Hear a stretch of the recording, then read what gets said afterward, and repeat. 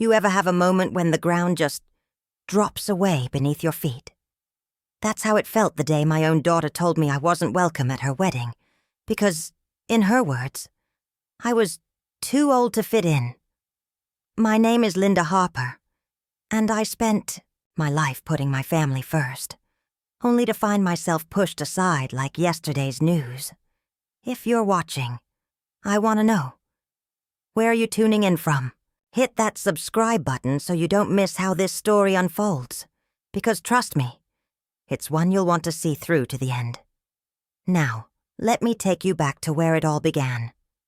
I open my eyes every morning before sunrise, listening to the quiet. That's when I remember who I am. Linda Harper, 64 years old, mother of 3, a widow, and apparently, a ghost in my own house. Mom? Mom! The banging on my bedroom door makes me sigh. Did you wash my blue shirt? I need it for work. Today! That's Jason, my only son.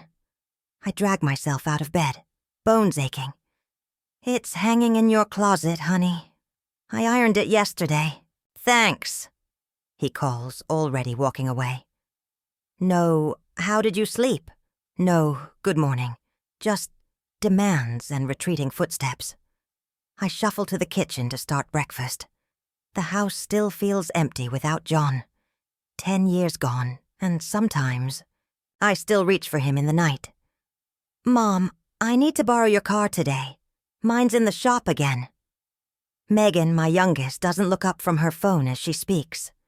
What time will you bring it back? I have groceries to buy. She shrugs. I don't know. Later. The front door opens before I can respond. Emily, my eldest, breezes in with wedding magazines and a determined look. Mom, I need you to call the caterer today. They're being difficult about the deposit. Good morning to you too, Emily. I pour coffee, hoping she'll notice my sarcasm. She doesn't. And I need you to help with the bridesmaids' alterations. Megan's dress is too long. I have work today, Emily. I've been taking extra shifts at the hospital cafeteria to help pay for this wedding. Can't you call in? This is important. She finally looks at me, impatient. I'll see what I can do, I say, because that's what I always say. After they've all left, leaving breakfast dishes in the sink, I call my friend Helen. They're at it again, I tell her, voice tight, taking and taking. Linda, Helen says gently, you need to speak up. They treat you like a doormat because you let them. They're my children. They're adults who should know better. I change the subject. How's Tom doing with his physical therapy?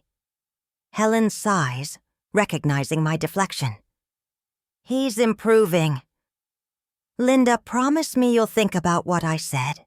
After we hang up, I clean the kitchen, make 3 beds that aren't mine, and collect laundry from bathroom floors. In Emily's room, I find unpaid bills stuffed in a drawer. Bills I've been giving her money to pay. At work, Samantha Green stops her by my register. We've known each other since she and Emily were in elementary school. Now she's planning my daughter's wedding. How are you holding up, Mrs. Harper? She asks, genuine concern in her eyes. I'm fine, dear. Just tired. Emily's lucky to have you, she says, squeezing my hand. Not everyone would do what you do. That night, Jason comes home late. I've left dinner warming in the oven. You didn't have to wait up, he says, surprised to find me at the kitchen table. I wanted to. We hardly talk anymore. He shrugs. Not much to say. I miss you, I admit. All of you. Since your father died. Mom, he interrupts, uncomfortable. I'm beat. Can we not? Later, in bed, I stare at the ceiling. John would know what to do. He'd know how to make them see me. But John isn't here, and I'm invisible. The ghost who cooks and cleans and pays the bills. but is never really seen. Pastor Williams saw me crying in church last Sunday. "The Lord sees the servant heart," he said, patting my shoulder, "even when others don't." Small comfort when your own children look through you. Tomorrow will be the same, and the day after, unless something changes, unless I change it, but I don't know how. "Have you seen the price of these centerpieces?" Emily's voice rises over the stack of wedding magazines on my kitchen table. It's highway robbery. I pour her more coffee. "What about something simpler? Your father and I had wildflowers from Mrs. Peterson's garden." Emily rolls her eyes. "This isn't 1980, Mom. Everything has to be Instagram-worthy." The word worthy sticks like a thorn. What makes something or someone worthy in my daughter's eyes? "I'll need another $500 for the deposit at Willow Creek," Emily says, already typing on her phone. $500? My stomach tightens. "Emily, I just gave you $800 last week." "That was for the photographer. This is different." She looks up, annoyed. "Don't you want my wedding to be perfect?" Before I can answer, Jason bursts in. "Mom, my car won't start again." "Take mine." I sigh. "Actually," he hesitates, "I need money for a tux rental, and maybe some help with this month's rent." I think of my dwindling savings, the second mortgage I took out after John died. "I'll figure something out." "You're the best." He kisses my cheek, the first real affection I have felt in weeks. And I hate how easily I'm bought. The phone rings. It's Megan. "Mom, I forgot to tell you I used your car to move Chelsea's furniture yesterday. There might be a scratch on the bumper, sorry. After everyone leaves, I sit alone with unpaid bills. The retirement fund John left is almost gone, siphoned away by endless family needs. Helen finds me like this when she stops by with homemade bread." "Linda Harper, you've been crying." "No, don't lie to me." She sits beside me. "What happened?" "The dam breaks. Emily needs another $500 for the wedding. Jason can't pay his rent. Megan damaged my car and didn't even apologize." "And you're bankrolling all of it." I nod miserably. "Why?" Helen demands. "Why do you let them take advantage?" "They need me." "They need your wallet. There's a difference." Her bluntness stings because it holds truth. "What would you have me do? Turn them away?" "I'd have you demand respect," Helen says firmly. "Starting with that wedding. Are they even including you in the planning?" I think of the bridal shop, appointment I wasn't invited to, the cake tasting Emily forgot to mention. "Not really." "It's just how family is," I say automatically. Helen snorts. "No, it's how doormats are treated." After she leaves, I find yet another bill Emily promised to pay. A $300 charge for wedding invitations. My hands shake as I write the check. That night, I dream of John. We're dancing in the kitchen like we used to, his hands warm on my waist. "Stand up straight, Linda," he says. "You've always been stronger than you think." I wake with tears on my face, and something new stirring in my chest. Not quite anger, not quite resolve, but something. In the morning, Emily calls. "The bridesmaids want to go dress shopping today. Can you come to take measurements and advise on alterations?" "When?" "In about an hour, at Bridal Elegance." "I wasn't planning." "Please, Mom, I'm counting on you." And just like that, my day rearranges itself around my children's needs, again. But as I drive to the bridal shop, clouds gather on the horizon, both in the sky and in my heart. Something has to change. I just don't know what storm is coming. The kitchen smells like vanilla and cinnamon, Emily's favorite. I've spent the morning making cupcakes for her bridal shower, each one topped with a tiny fondant flower I shaped, by hand. They look beautiful, Linda, Helen says, helping me arrange them in boxes. Are you sure you want to go? After everything? She's still my daughter. I smooth my dress nervously. Besides, Samantha invited me. Helen looks skeptical. Just remember what we talked about. Boundaries. At Emily's friend Jenna's house, chatter and laughter spill from the open door. I balance the cupcake boxes carefully as I step inside. The room falls silent. 20 pairs of eyes turn to me. Emily's face changes from surprise to something darker. Mom! She moves toward me, lowering her voice. What are you doing here? I brought cupcakes, I say, trying to smile, for your shower. But did someone invite you? My face burns. Samantha mentioned it. I thought... Mom. Emily cuts me off, taking the boxes and handing them to a nearby friend. You really didn't have to come. Behind her, Megan studies her champagne glass. Jason's girlfriend whispers something to another guest. I wanted to celebrate with you, I say, voice smaller than I intend. Emily pulls me aside, her back to her friends. Look, I've been meaning to talk to you about something. My heart races. I've been thinking about the wedding, she continues, and I think it might be best if you weren't there. The room spins slightly. What? It's just... You're too old-fashioned, Mom.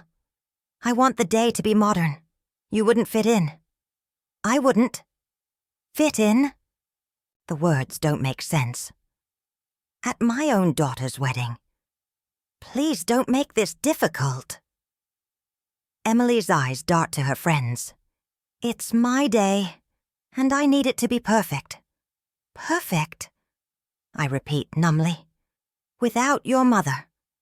You can still help with preparations, she offers, as if this is generous. Just not attend. Someone laughs across the room. My daughter wants to hide me away, like something shameful. Emily Rose Harper. My voice trembles. I changed your diapers. I held you through chicken pox and broken hearts. I worked double. Shifts after your father died so you could finish college. Mom, please. And I'm too old-fashioned to watch you get married? You're making a scene, she hisses. I look past her to where Jason and Megan stand, deliberately not meeting my eyes. Do you two feel the same way? Their silence is answer enough. Only Samantha, hovering nearby, looks horrified. She mouths, I'm sorry, as I turn to leave. Outside, the sunshine feels like mockery. I drive aimlessly, eventually parking at the cemetery where John is buried. They don't want me, John, I tell his headstone. Our children are ashamed of me. The pain is physical, like something tearing inside my chest. Hours later, Helen finds me sitting in the dark at my kitchen table. Linda, why are you sitting here in the... She stops, seeing my face. What happened? I tell her everything. That ungrateful little... Helen rarely swears, but she makes an exception now. After everything you've done. Maybe she's right, I whisper. Maybe I don't fit in. Bullshit! Helen takes my hands. You know what doesn't fit? Their behavior, their entitlement, their disrespect. What can I do? They're my children. They're adults who are treating you like garbage, Helen says fiercely. And it's time you stopped accepting it. For the first time, a new feeling cuts through the hurt. Something hot and clarifying. What are you saying? I'm saying enough is enough, Linda. They've taken advantage of your love for too long. The heat in my chest spreads. I think of the cupcakes I baked at dawn, the second mortgage, the lonely holidays, the endless giving met with endless taking. Enough, I repeat, testing the word. Helen nods. Enough. That night, I don't cry. Instead, I pull out boxes of family photos, financial records, and property deeds. If they don't want me at the wedding, perhaps they shouldn't want my help either. Something John once said echoes in my mind. Sometimes love means setting boundaries. Linda, even with your children, especially with your children. I think now. Enough, I whisper again. This time it sounds like a promise. 3 days after the bridal shower, the house phone rings. I let it go to voicemail. Mom, it's Emily. Again. Please call me back. We need to discuss the wedding favors. I delete the message and continue sorting through the filing cabinet in John's old office. The room smells like him. Still. Leather and that pine aftershave. Another voice message, this time from Jason. Hey, Mom, any chance you could spot me for rent again? Call me. Delete. I've been invisible to them for years. Now I'm returning the favor. Under a stack of insurance papers, I find what I'm looking for. A folder marked Investments. Inside is the deed to partial ownership of Willow Creek Estate. John's surprise anniversary gift 15 years ago. Property values will only go up, he'd said. And it's where we had our first dance, remember? I remember. We'd snuck into a charity gala there in our 20s, pretending to be guests. John had pulled me onto the dance floor just as security was eyeing us suspiciously. The phone rings again. Helen this time. Tom told me Emily's been calling him, trying to reach you, she says. Are you okay? I'm thinking, I tell her. Did you know John and I own 20% of Willow Creek Estate? The wedding venue? No. I'd forgotten too. I run my finger over John's signature. Turns out you can't book events there without shareholder approval. Helen is quiet for a moment.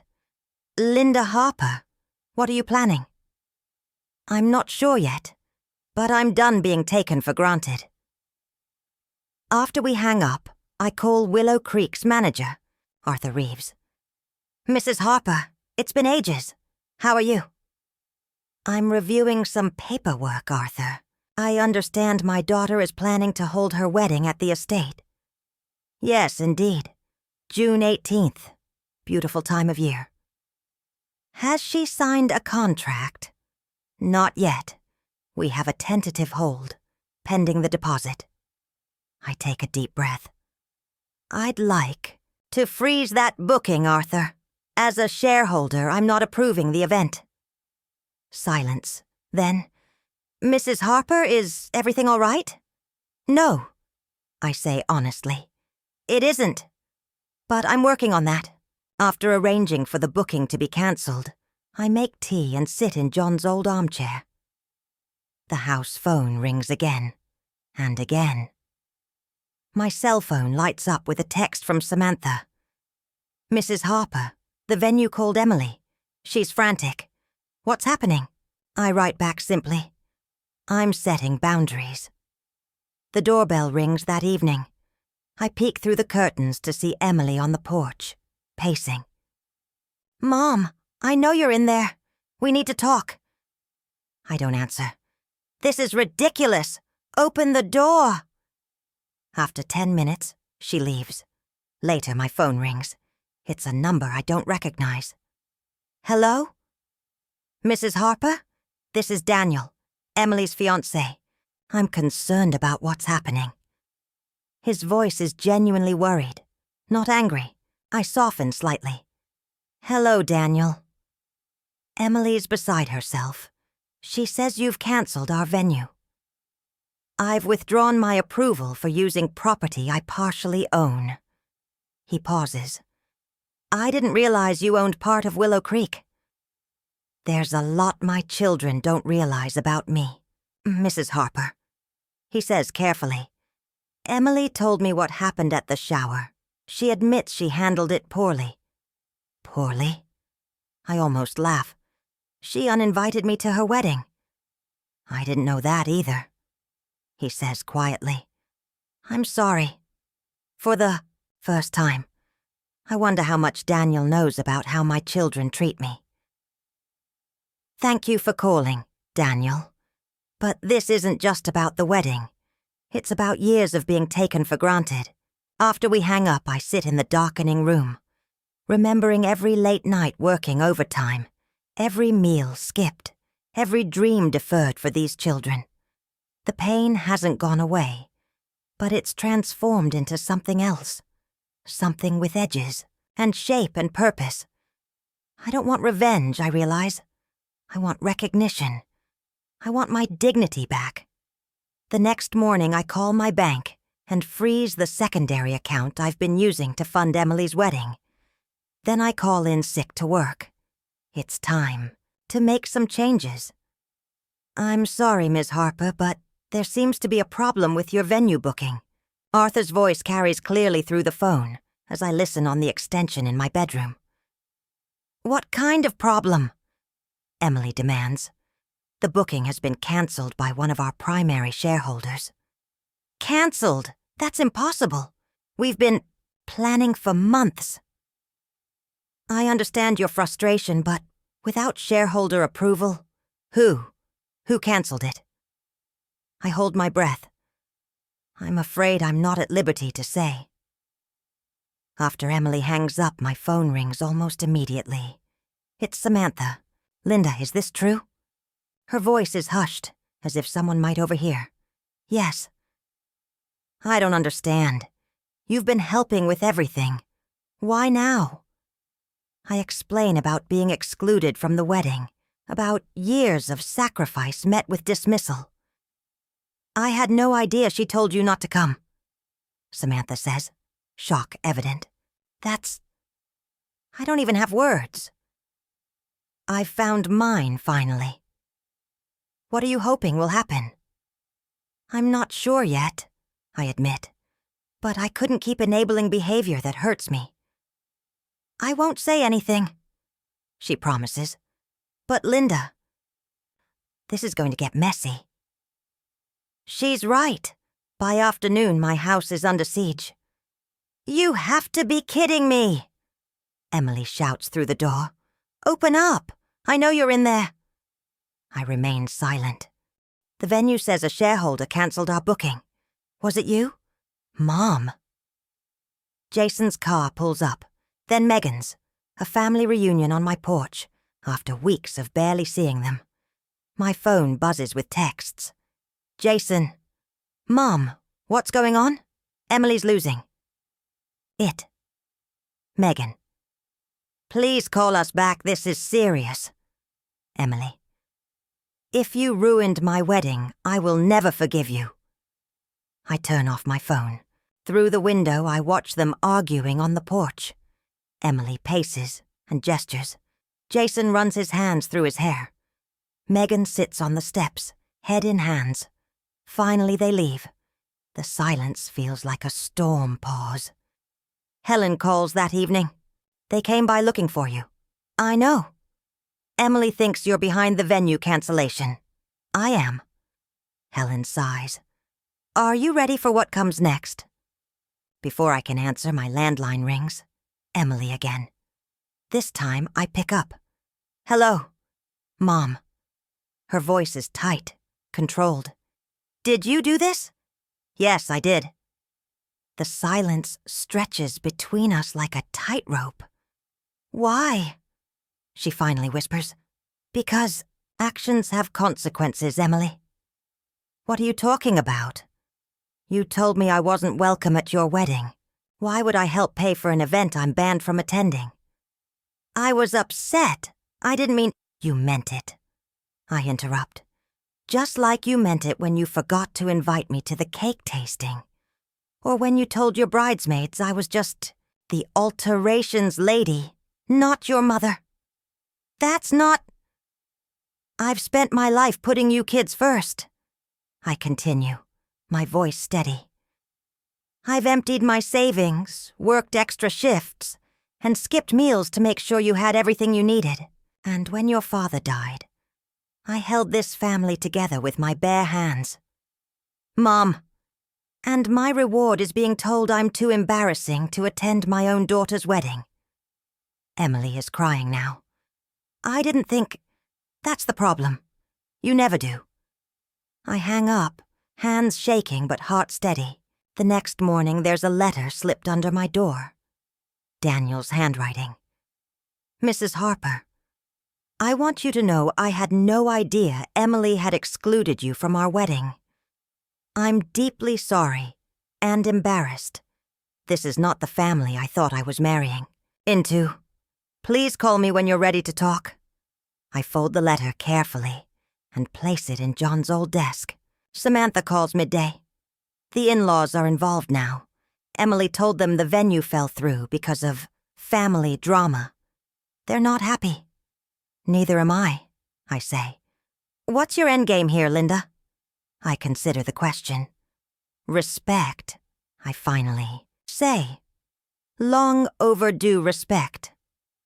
You've lost your mind, Jason says, pacing my living room. I've finally allowed them in, a week after canceling the venue. Have I? I pour tea calmly. Or have I simply stopped pretending? Pretending what? Megan asks from the couch, looking smaller than usual. Pretending that being treated like a servant in my own family doesn't hurt. Emily sits rigid in John's chair. This isn't about you, Mom. It's my wedding. A wedding you explicitly uninvited me from. I remind her. I was stressed. I didn't mean it. You did, I say quietly. And it was just the final straw. Jason throws his hands up. So this is what, revenge? No, Jason. This is a boundary. Daniel's parents are talking about canceling their contribution, Emily says, voice trembling. Do you realize what you've done? I've stopped subsidizing my own exclusion. We are your children. And I'm your mother, not your ATM, not your maid, not your emotional punching bag. Jason snorts. Little dramatic, don't you think? When's the last time any of you asked how I was doing? If I was happy? If I needed anything? The silence is deafening. That's what I thought. Megan speaks up, her voice small. I didn't know you felt this way. How would you? You're never here unless you need something. Emily stands abruptly. I can't listen to this. You're ruining everything because of your midlife crisis or whatever this is. After they storm out, Helen comes over with a bottle of wine. That sounded intense, she says, pouring 2 glasses. It was. I'm surprised to find I'm not crying. They still don't see it. They will, Helen assures me. You've disrupted the pattern. It's uncomfortable for them. It's been uncomfortable for me for years, I point out. And they never noticed, because you never showed it. Helen raises her glass. To boundaries. Later that night, Samantha calls. Emily's in-laws want a meeting with you. They're considering pulling all financial support. That's between them and Emily. Linda. Samantha hesitates. For what it's worth, I think you're right to stand up for yourself. I've watched for years how they treat you. It's not right. The next morning, bills start arriving. Wedding expenses Emily can no longer cover without my help. The florist, the photographer, the caterer. I stack them neatly and put them aside. By evening, my phone is ringing again. Mom? It's Megan. Do you hate us? The question catches me off guard. No, honey. I love you. That's why this hurts so much. I never thought about how it felt for you, she admits. After Dad died, you were just there, handling everything. Because that's what mothers do. But we took advantage. It's not a question. Yes, I say simply. I'm sorry. It's the first genuine apology I've heard. I close my eyes, savoring it. Thank you, Megan. What happens now? That depends on all of you. After we hang up, I receive a text from Jason's girlfriend. He's a mess. He won't admit it, but he knows you're right. The family is in chaos. Good, I think. Sometimes things need to break apart before they can be rebuilt. Tom, Helen's usually quiet husband, stops by with homemade bread. Helen's worried about you, he says, handing me the warm loaf. I'm okay. He nods. I've watched for years, you know. How hard you've worked, how little they notice. Coming from taciturn Tom, this is practically a speech. Thank you for saying that. Stand your ground, Linda, he says as he leaves. You deserve better. That night, I sleep better than I have in years. Mrs. Harper, it's Daniel. May I come in? I open the door to find Emily's fiancé looking uncomfortable on my porch. It's been 2 weeks since I canceled the venue. Hello, Daniel. Please, come in. In the living room, he sits awkwardly, declining tea. I wanted to talk to you directly, he begins, without Emily or her siblings. I appreciate that. I need to understand what's happening. His eyes meet mine. The woman Emily describes, vindictive, manipulative, that's not the person I've met at family dinners. People show different faces to different people, I say carefully. Emily told her parents I've been paying for everything, he continues. But she told me the money was from her savings. I raise an eyebrow. And what do you think? I think there's a lot I don't know about the family I'm marrying into. He looks down. Emily admitted last night that she's been using your money for months, for everything. I'm not surprised. Her brother called this morning. Apparently, he lost his job 3 months ago. He's been living on money you gave him, telling everyone he's still employed. Each revelation lands like a stone. And Megan? Daniel hesitates. She said she's been seeing a therapist for anxiety, that she feels overwhelmed by Emily's expectations for the wedding. She never told me, I whisper. None of them did. Daniel looks genuinely distressed. Mrs. Harper, I don't know what to do. My parents are threatening to pull their support. They say they won't fund a wedding for a family with such dysfunction. I almost laugh at the understatement. What do you want, Daniel? I want to marry Emily, he says simply. But I want it to be an honest beginning, not built on lies and exclusion. After he leaves, I sit in John's chair, processing. My phone pings with a text from Samantha. Everyone's talking. The truth is coming out. Are you okay? Before I can respond, the doorbell rings again. This time it's Jason. Can we talk? He looks haggard. Inside, he paces the living room. I lost my job, he finally blurts out. 3 months ago. I know. He stops. How? Daniel told me. Jason sinks onto the couch.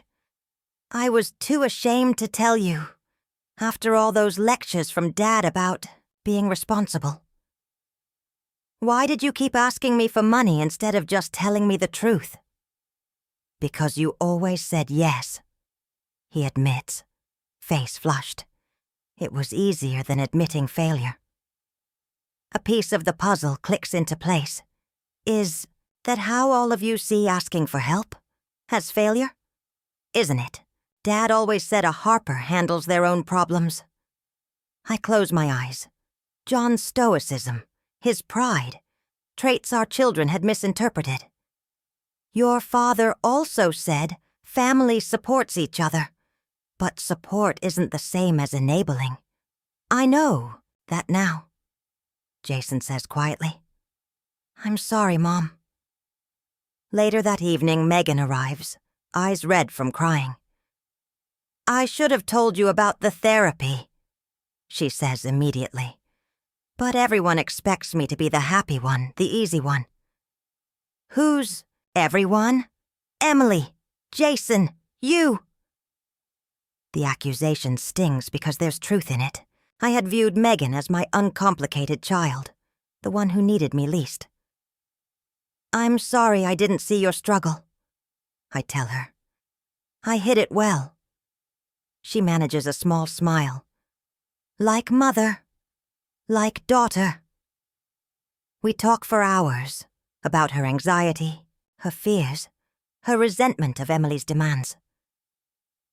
The wedding has been a nightmare, she confesses. Emily expects perfection from everyone. When you canceled the venue, I was almost relieved. As she leaves, she hugs me, really hugs me, for the first time in years. I miss Dad, she whispers. Me too, sweetheart. Every day. The next morning, Tom brings over coffee. Helen sent me to check on you. I'm managing. He nods, then surprises me. I've watched your struggle for years, Linda. After John died, the way you held it all together. It was remarkable, and they never saw it. From quiet Tom, this is like a soliloquy. Thank you for noticing, I say, touched. We all did. He says simply, everyone except your children. As he leaves, I realize something fundamental has shifted. The family secrets are surfacing, and with them, the possibility of something new. I think we all need to talk. Emily stands on my porch, looking both determined and nervous. Behind her are Jason, Megan, and Daniel. It's been nearly 3 weeks since I canceled the venue. 3 weeks of revelations and hard truths. Come, in, I say, stepping aside. In the living room, no one seems to know where to sit. Finally, they arrange themselves. Emily and Daniel on the couch, Jason in the armchair, Megan perched on the ottoman. I remain standing. I have things to say, I begin, my voice steady. And for once, you're all going to listen. No one interrupts. When your father died, I made a promise, to him and to myself, that I would take care of you all, that you would never feel the absence of his protection. My throat tightens. I worked 2 jobs. I sold his motorcycle and my jewelry. I stretched every dollar until it screamed. Emily stares at her hands. I did it willingly, because that's what mothers do. But somewhere along the way, something broke between us. I became invisible, useful only for what I could provide. Mom, that's not... Jason begins. Let me finish, I say firmly. The day Emily told me I wasn't welcome at her wedding, something inside me finally snapped. After everything I've sacrificed, to be dismissed as an embarrassment? Emily's eyes fill with tears. Do you know what that feels like? To be pushed aside by the people you've centered your entire life around. I'm sorry, Emily whispers. I was wrong. Yes, you were. All of you were. I pull out a folder. This is the paperwork for Willow Creek.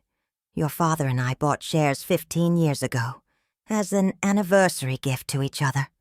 It was our special place. I hand the folder to Emily. This is what gave me the power to cancel your booking. But the real power was in finally saying no after a lifetime of saying yes to my own detriment. Daniel clears his throat. Mrs. Harper, we've all been talking. The things that have come to light in the past weeks. The lies, I say bluntly. Let's call them what they are. The lies, he acknowledges. They've shown us all that we need to rebuild this family on honesty. Jason stands, pacing like his father used to. I should have told you about losing my job. Instead, I kept taking your money, pretending everything was fine.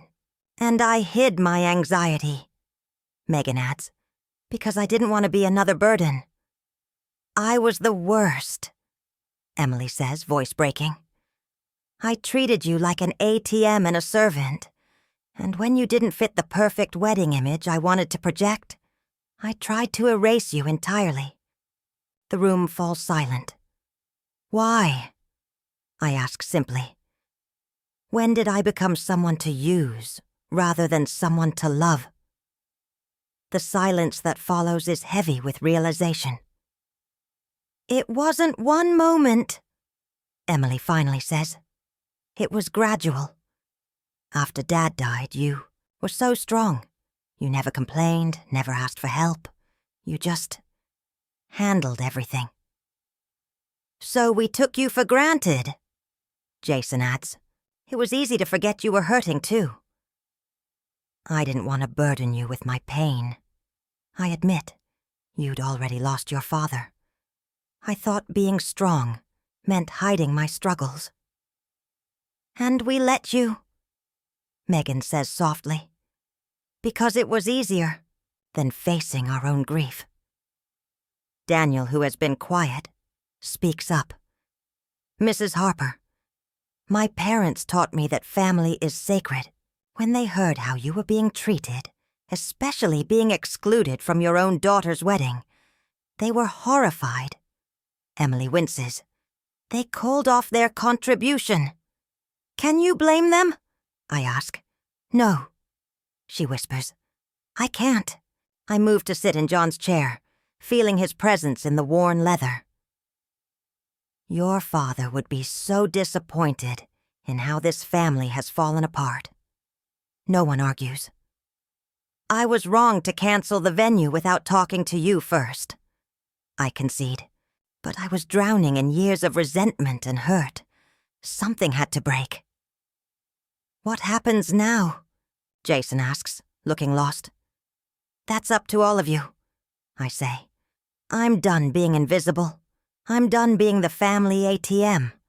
I'm done sacrificing everything while receiving nothing in return. Emily stands, hands trembling. I want to make this right. I was wrong, so wrong, to exclude you from the wedding. I can't imagine getting married without you there. Words are easy, I reply. It's actions that matter now. One by one they nod. Something has fundamentally shifted between us. The confrontation has broken us open, exposing the raw truth we've all been avoiding. We need to rebuild, Daniel says.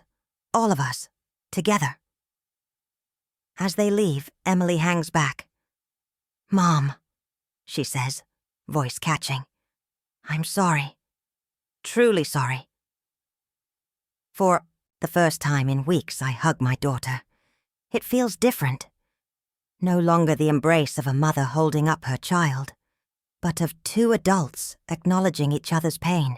The road ahead won't be easy, but at least now, we're all walking it with open eyes. The wedding invitations arrive a week later. Mine is hand-delivered by Emily herself, who stands nervously on my porch like a stranger seeking admission. I wanted you to be the first to see them, she says, handing me the cream-colored envelope. Inside is a simple, elegant card announcing a new venue.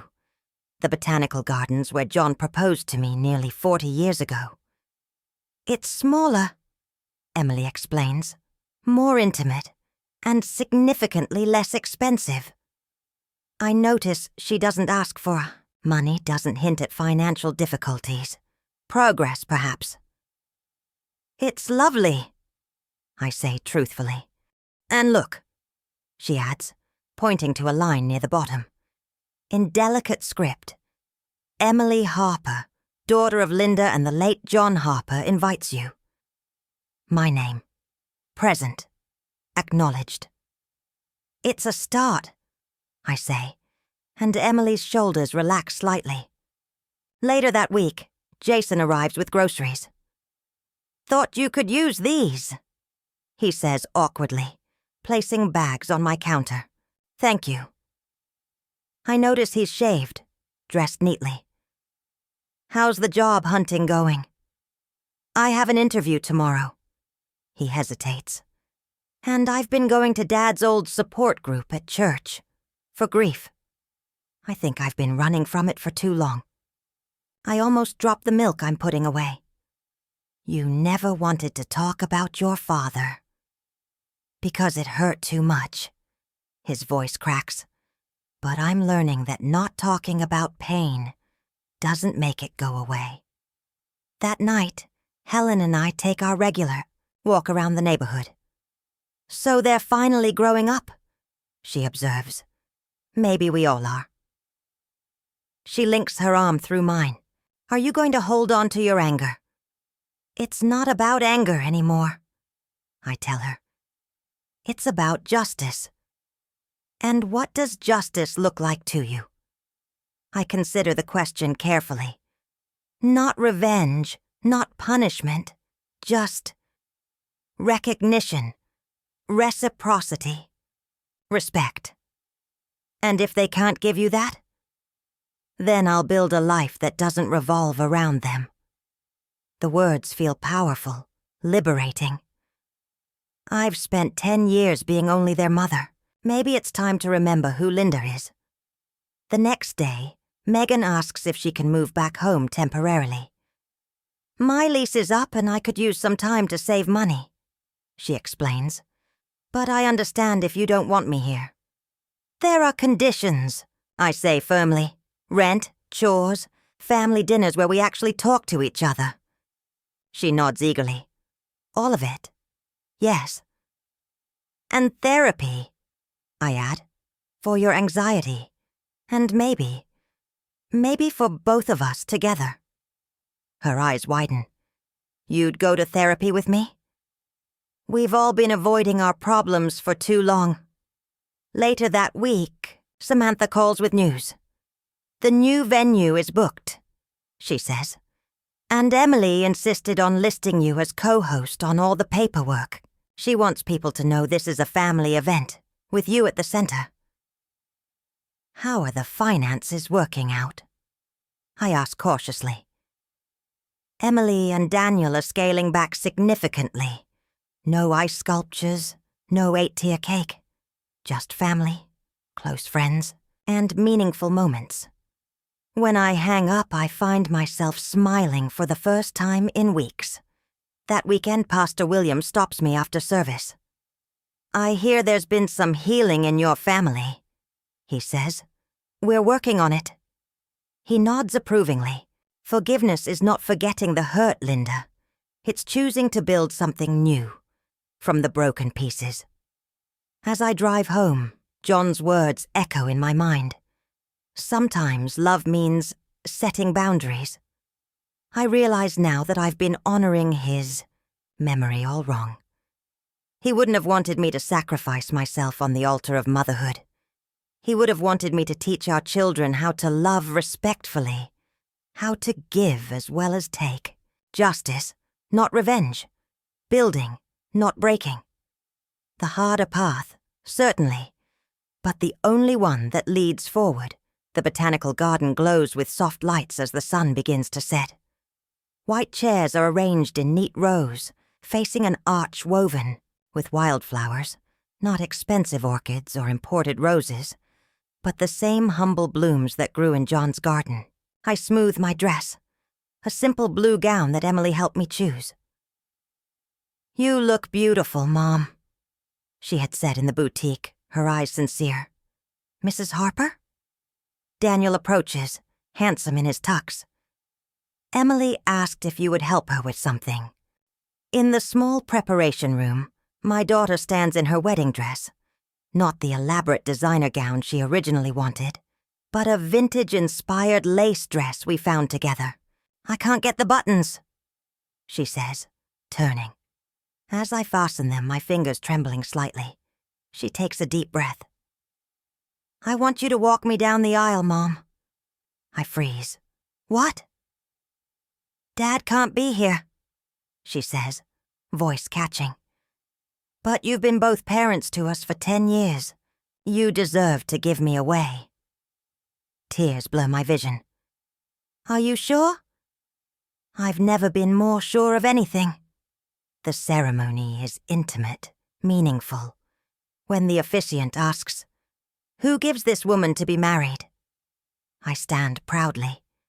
I do, I say, my voice strong. Her mother, on behalf of our family. As I take my seat in the front row, Jason squeezes my hand. Megan, a bridesmaid in a simple gown, winks at me from beside the altar. During the reception, Helen finds me watching the dancers. You did it, she says. You changed everything. We all did. I correct her. It took all of us being honest, finally. Linda? Tom appears with a glass of champagne for me. May, I have this dance. Helen raises her eyebrows in surprise as her husband leads me to the dance floor. You deserve to celebrate too, Tom says quietly. John would want that. Later, as Emily and Daniel prepare to leave, my daughter hugs me tightly. I love you, Mom, she whispers. Thank you for not giving up on us, even when we deserved it. Jason approaches as the newlyweds drive away. I paid the photographers, he says, from my own money. You got the job? He nods. Started last week, and I've lined up some weekend work to start paying you back. That's not necessary. It is, he interrupts. Not just the money, but the principle. We took advantage, and that stops now. As the guests depart, Megan helps me gather gift bags. I was thinking, she says casually, maybe we could start a tradition. Sunday dinners, all of us. I'd like that, I tell her. Later that night, in the quiet of my home, I find a small package on my pillow. Inside is a framed photo of John and me on our wedding day, alongside a note in Megan's handwriting. To remind us all where we came from, and who helped us get here. With love and gratitude, your children. I trace John's face in the photo. We made it, I whisper to him. Not perfectly, but we made it. The next morning I wake to sunlight streaming through the windows. For the first time in years, I don't feel the heavy weight of invisibility pressing down on me. Instead, there's something new. Possibility. I am Linda Harper, 64 years old, mother of 3, widow, and finally, seen. The road hasn't been easy, and there will be setbacks. Old habits don't disappear overnight. But something fundamental has shifted in our family's foundation. Where once there was taking without giving, now there is an awareness of balance. Where there was silence, now there is honest conversation. As I make my morning coffee, I hear a car in the driveway. Helen, right on time for our weekly walk. You look different, she observes as we set off through the neighborhood. I feel different. Happier? I consider the question. More. Myself. Like I've been holding my breath for years and finally, I can exhale. She links her arm through mine. So what's next for Linda Harper? For once, the future doesn't feel like an endless repetition of serving others until I disappear. It feels open, unwritten. I'm not sure, I tell her, smiling. But for the first time in a very long time, I'm excited to find out.